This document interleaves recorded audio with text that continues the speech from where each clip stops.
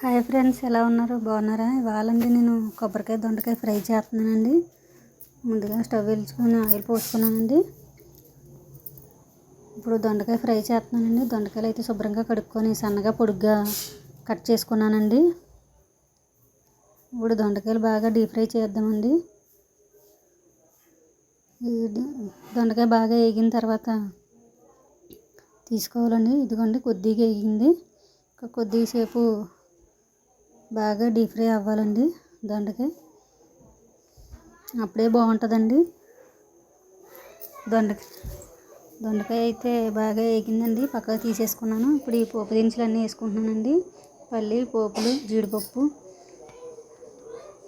ఎండుమిరపకాయలు వేసుకుంటున్నానండి. ఇప్పుడు దీనికి పోపు వేసుకుందామండి. నేను కొబ్బరికాయ అయితే ముందుగానే మిక్సీ పెట్టుకున్నాను పక్కన.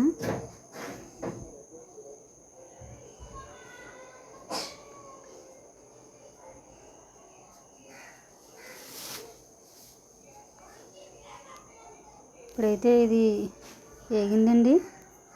ఇప్పుడు ఎండుమిరపకాయలు వేసుకుంటున్నాను. కరివేపాకు 2 రబ్బలు వేసుకుంటున్నానండి.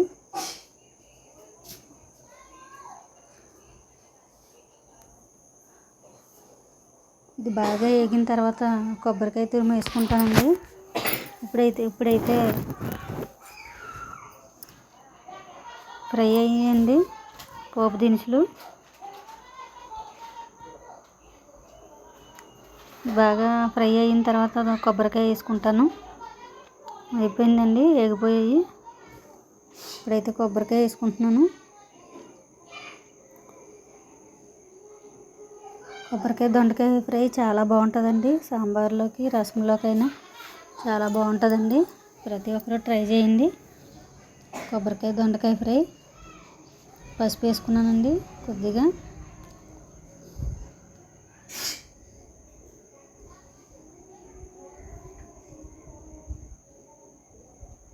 పోపు వేగిపోయిందండి.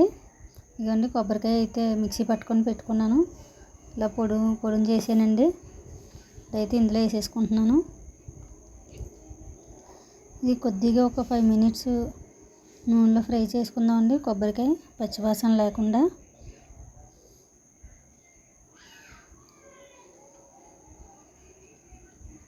ఇందులోనే ఇప్పుడు దొండకాయ కూడా వేసేసుకుందామండి. ఒక 5 నిమిషాలు ఆయిల్లో మగ్గితే చాలా టేస్ట్గా ఉంటుందండి కొబ్బరికాయ దొండకాయ ఫ్రై.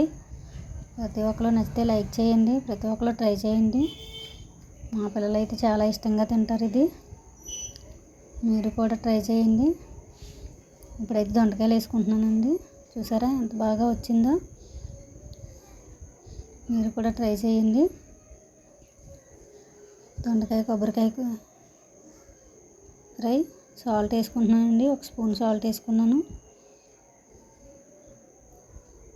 చాలా టేస్టీగా ఉంటుందండి. మేమైతే చాలా ఇష్టంగా తింటాం ఇది.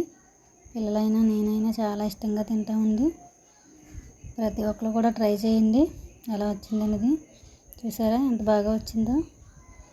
చాలా బాగా వచ్చిందండి. ఉంటానండి. బాయ్ అండి.